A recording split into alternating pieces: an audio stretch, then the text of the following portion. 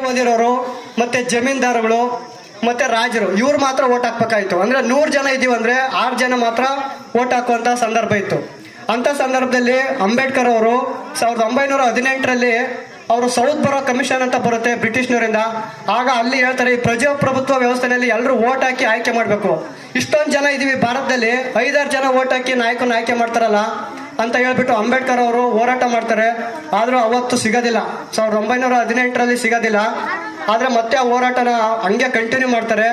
1930, 31, 32 ದುಂಡು ಮೇಜಿನ ಸಭೆಯಲ್ಲಿ ಅದನ್ನ ನಮ್ಗೆ ಪೂನಾ ಒಪ್ಪಂದ ಅಂತ ನಾವು ಕ್ಯಾಂಪ್ಗಳು ಮಾಡ್ತಿದ್ವಿ, ಮತ್ತೆ ಪೂನಾ ಒಪ್ಪಂದ ಅಂತ ಕೇಳಿರ್ತಾರೆ ಕೆಲವರು.